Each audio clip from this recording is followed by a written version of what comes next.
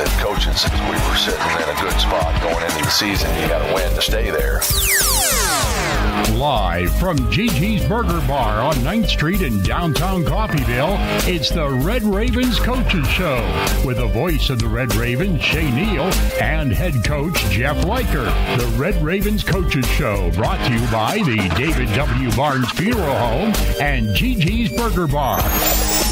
Now from GiGi's Burger Bar, the Red Ravens Coaches Show on the mighty 690 KGGF.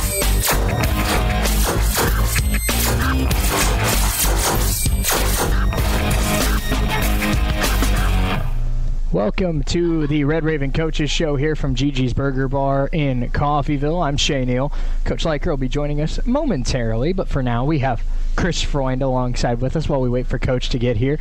And, of course, Chris, we can't, a coach is coming from practice, and, of course, they're still looking for that first win of the year, so we can't get too mad. Oh, no, definitely not. I mean, you're working on those fine details, getting everything all worked up, ready to go for Saturday, which is the first afternoon home game of the year, so they're trying to get ready for that. Yeah, absolutely. And a lot of great questions that we have for Coach tonight, including who may be the starting quarterback coming up on Saturday. Chris, we're in a very unique situation where we're 4 games into the season, and the Red Ravens have used 3 quarterbacks, all who have shown flashes of playing pretty good football. So really, it's anyone's game. It really is, and that's something that doesn't happen very often for Coffeyville, is to use 3 different quarterbacks. So we're kind of in unfamiliar territory, if you will, about seeing where the offense really is this season.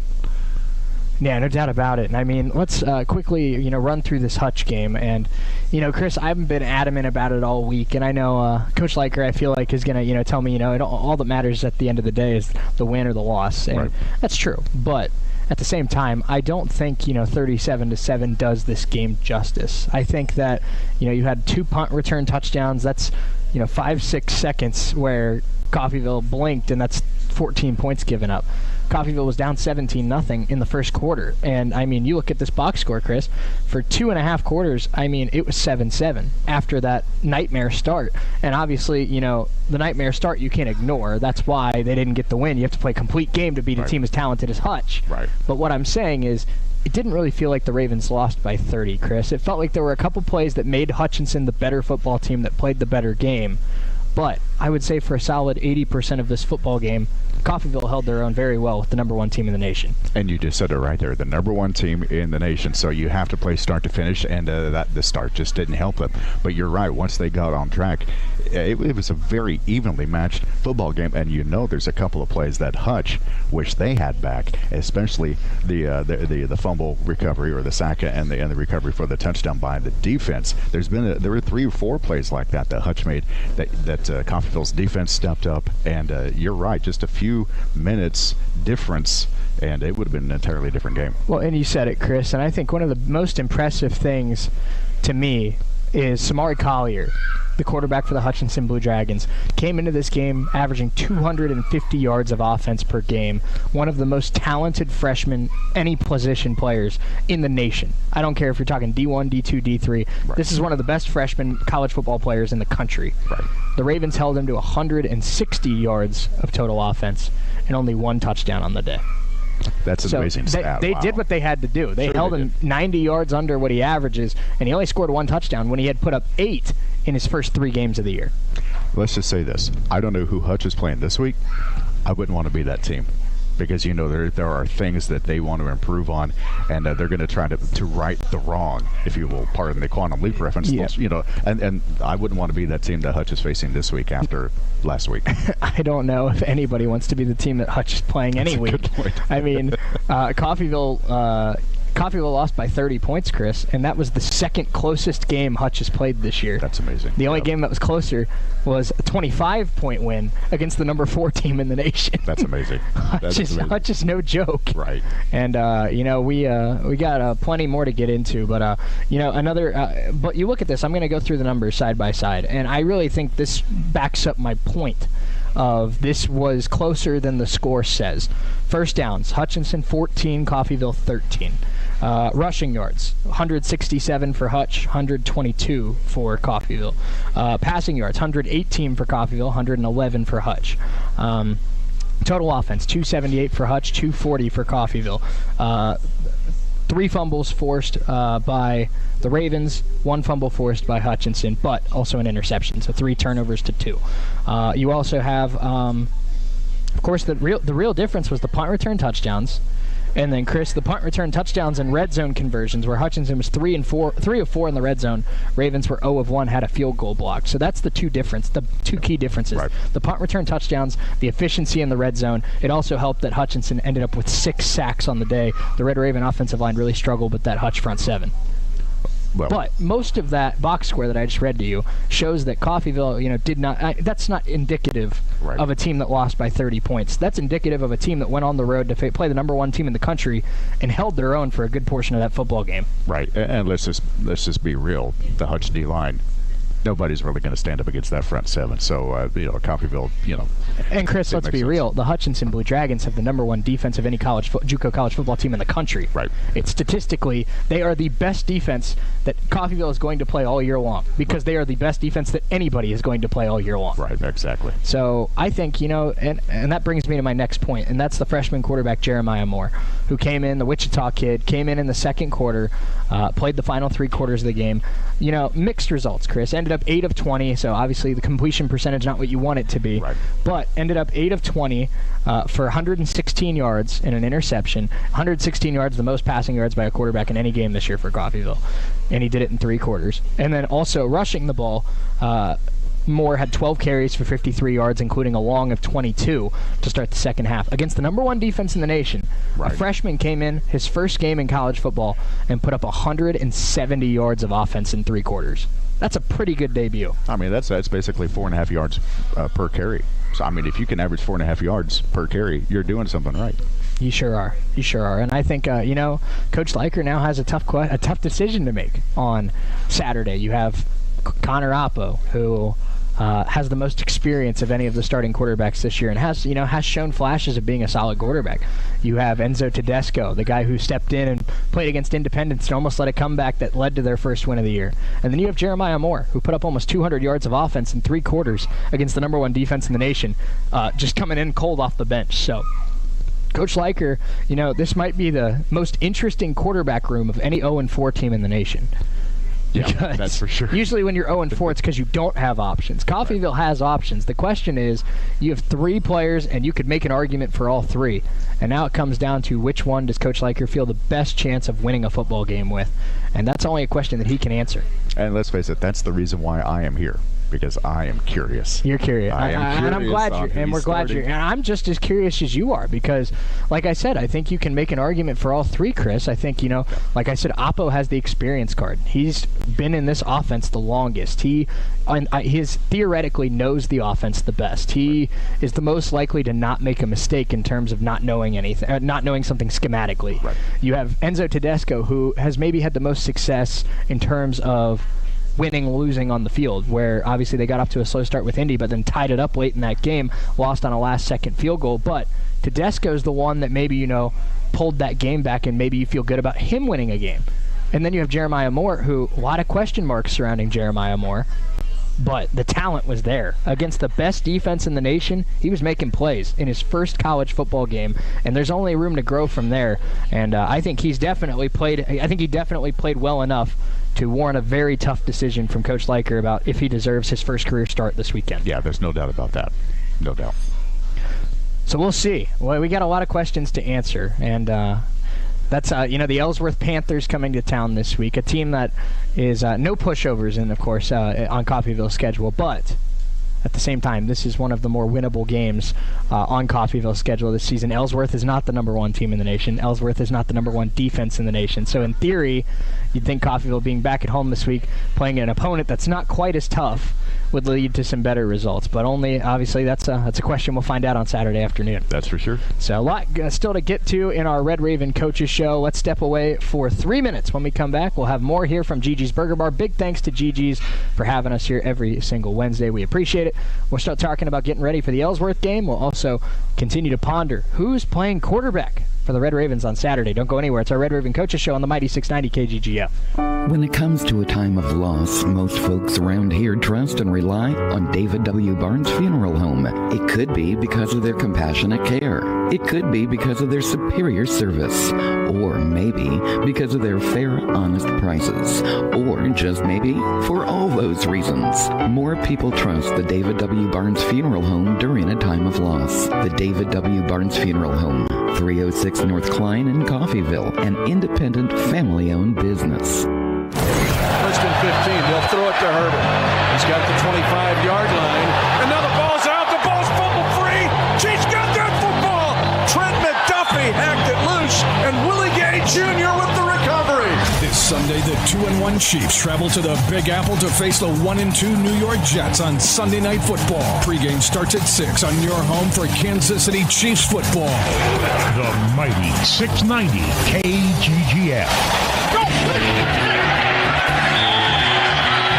Chiefs football is brought to you on KGGF by Roman Chevrolet, Rack House Billiards, Sawyer's Fine Wines and Spirits, Millie's Fine Furnishings, Merle Norman, Brewski's, Great Plains Federal Credit Union, Gemini Funding, Skyway Honda, Sports Zone Liquor, T.H. Rogers Lumber Company, Labette Health, Anderson Plumbing LLC, and Gillum Liquor.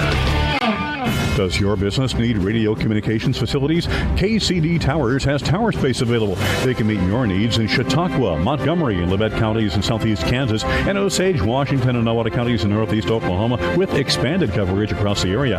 Tower space for cellular or two-way communications? Let's talk. Call Kevin Potter, 918-336-1001, or go online to bartlesvilleradio.com and click on Rent Tower Space under the Contact tab. Start your communications outreach today. Is your dining room getting overrun with mounds of stuff? Old furniture piling up? And just wondering what to do if guests show up? Dispense with the family arguments and get an indoor storage unit from Indoor Storage Solutions on West Main in Independence, Kansas. Units starting as low as $45. Get extra space today. 620-205-6720. 620-205-6720. That's 620-205-6720. We might see some warmer temperatures as highs could tick up to the mid-90s, but we'll be in the at least high 80s to low 90s. We'll also cool down into the mid to high 60s for our overnight temperatures. Thursday's high is 94, and Football Friday high of 93, so slightly warmer than maybe you'd like as we count down the last few days of September. About a week into fall, warmer temperatures in the forecast looking at the start of next week and starting October. For your weather,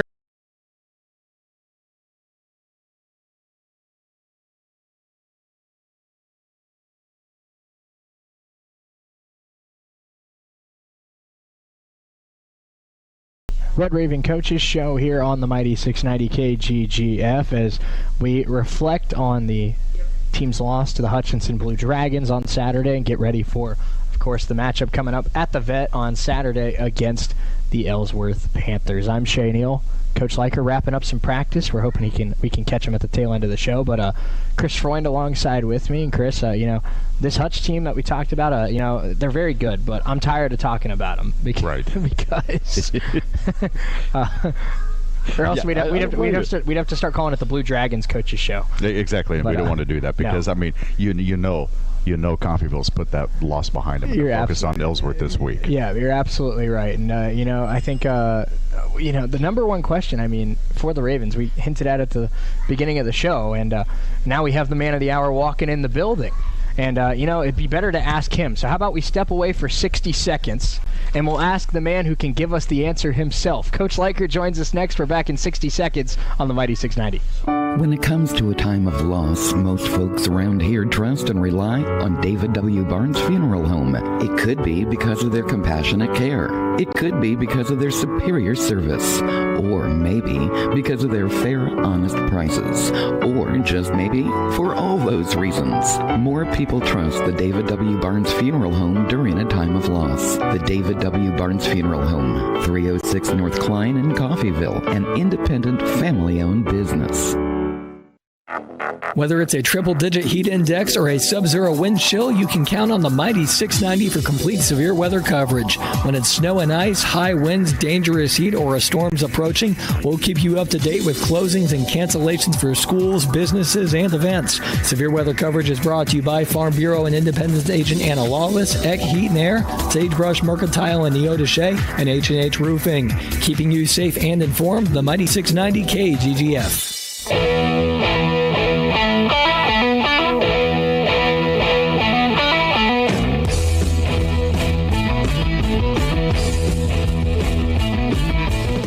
How you get wins, but I think for a good portion of that game, your team held their own very well with the Blue Dragons. So tell me some of the good, some of the bad that you saw with Hutch. Well, we started out so poorly and didn't even give ourselves a chance by a couple of turnovers, and then a punt return for a touch, all in the first, seemed like 7 or 8 minutes, so we just shot ourselves in the foot kind of again. I say every weekend we've done that, and I'm not making an excuse. We got a young team, a lot of kids haven't played. We thought as a staff, we thought our group, we could coach them through some of the things that we've seen.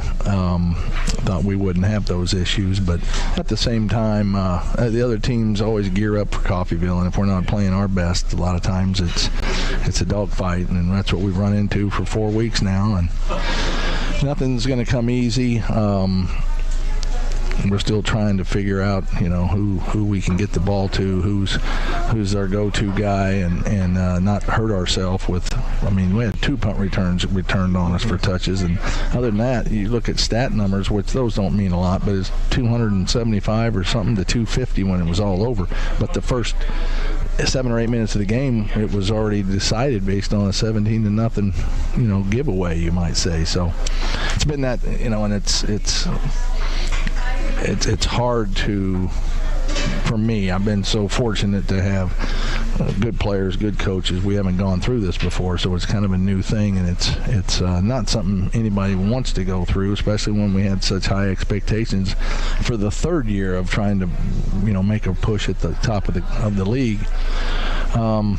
But we've got so many kids graduated the last few years, and we were happy about that. But all of a sudden we thought, okay, we'll get the next batch and we'll coach them. And sometimes you get the right guys, sometimes you thought you did, and the other teams have got better people. So we're facing that a little bit too. So, and let me say this too about. I apologize. I'm late today. Didn't make a couple of the last meetings here with you. Trying to figure out some things. It takes a little longer sometimes out on the practice field, and I'm happy to come in and give you some time tonight. And but yeah, the getting certain moral victories doesn't really count for much. We can all go, yeah, if we'd have just played 0-0 and punted the football and played the game the right way, who knows? But that isn't the way it happened. We throw a pick, we fumble a football, we give up a punt return, and that was the first 17 points. So we got to get that corrected, or we're just going to continue to kick ourselves in the butt. Coach, for the 2nd straight week, I thought that your defense did a nice job against a dual threat quarterback. Of course, Samari Collier had the rushing touchdown to start the game, the 34-yarder, but you look at his final numbers, and I know you said stats don't mean a whole lot, but you held him to 160 total yards when he came into the day, averaging 250. I think you did a nice job. A guy with the talent of Collier, you're never going to take him out of a game, but I think your defense did a nice job of limiting him. Now, of course, there's multiple dimensions to an offense as good as the Blue Dragons, but I think this is a positive takeaway for your defense. Back-to-back weeks with good mobile quarterbacks, and I think you've made them pretty one-dimensional. Well, and I thought our kids played well defensively, and they have most of the year. I know they'll tell you they missed a lot of tackles in those early games. It contributed a lot to extra yardage and continued drives and those kind of things. But our defense is something we've always relied on, and any good program is going to have a good defense. You can't go very far unless you do have a good defense. And, the piece that we haven't been good at is on the offensive side. We've just continued to put our defense in a tough spot. And, again, we're trying to simplify some things for our quarterbacks. And, we did have a bright spot in Jeremiah. He got his first opportunity the other day as a football player out of Wichita. We had Connor back after the concussion and threw an early interception and took a kind of a big shot. Didn't know if he might have had another concussion at the same time, but Jeremiah came in and gave us a spark. We were able to we had the ball longer than they did minute-wise, but again, that doesn't count for a lot if you don't put points on the board. So, we've got some things we can take from it and try to go forward, but it's 0-0 the next time we go out, and we got to go out and do our part to help the football team. As an offense, we got to help the whole football team by putting pressure on the other team. Coach, I'm glad you mentioned Jeremiah because that was one of my points, of course. One of the big takeaways was putting him in his first college football appearance against one of the top defenses in the nation, and he ended up with 120 passing yards, another 55 rushing yards. I thought for the most part, like you said, a little bit of, first game jitters, maybe threw an interception, but obviously just trying to make a play. But I think for the most part, against a team with a defense as good as Hutch's on the road in your first college football action, I thought he was very impressive. What were your thoughts on Jeremiah? Yeah, exactly. We know he's a tough one to get chased. I mean, he's a backyard recess kind of guy, and he's kind of tough to see back there because he's not very big, but he's got a heart of a lion. I mean, he's going to go out there and compete his tail off, and he's had a lot of success as a high school guy at Wichita Northwest and played in state championship games and so on. So he's been around the big stage. So he's going to get another opportunity with his first start this weekend against Ellsworth on Saturday at 1.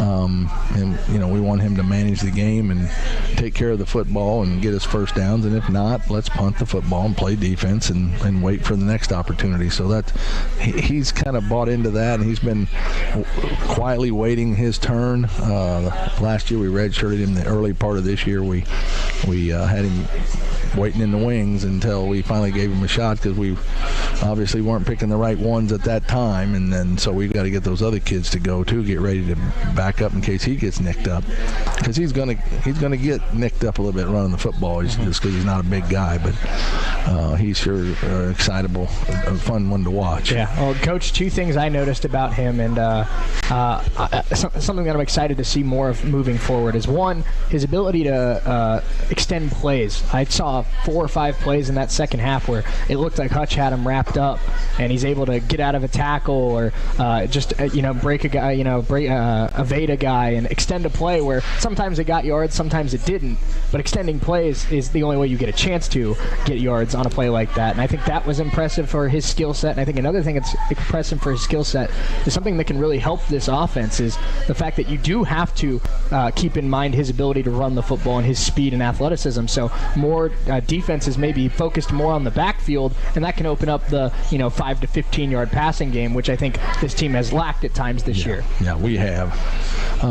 Something that we thought would be a simple piece that we haven't been good at, and so we made a few adjustments to some offensive stuff, and hopefully we'll see some improvements come Saturday.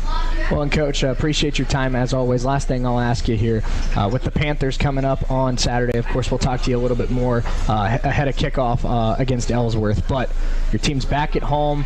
Probably good for some of those guys to get back in front of some of their family and friends, get a chance to play a team that isn't no easy game in this league, but it's not the number one team in the nation. So you get to come back home. What do you have to do right in order to get win number one? Well, first of all, we can't turn the ball over. We got to play good special teams, play good defense, and get the ball in the end zone. I mean, it's been hard to watch, just the fact that we can't get the ball in the end zone and haven't been able to yet. We dropped balls early in the year in games that we probably should have won if we do catch them. So it's like we're starting from the very beginning because we just haven't tasted the victory yet with this young team. I mean, none of them have been around it, and we're still waiting on it. So hopefully we go out and execute, we can see that this weekend. Red Ravens back at home on Saturday looking for their first win of the year against the Ellsworth Panthers. Big thanks to Jeff Leiker for joining us on the Red Raven Coaches Show. Big thanks to Nick Bryan back in the studio holding it down. Until next time, I'm Shea Neal saying so long from GiGi's Burger Bar. Big thanks to them for hosting as always, and we'll talk to you next week on the Red Raven Coaches Show on the Mighty 690 KGGF. Live from GiGi's Burger Bar on 9th Street in downtown Coffeyville, you've been listening to the Red Ravens Coaches Show on the Mighty 690 KGGF. Brought to you by the David W. Barnes Funeral Home and GiGi's Burger Bar. The Red Ravens Coaches Show is a production of KGGF Radio Sports.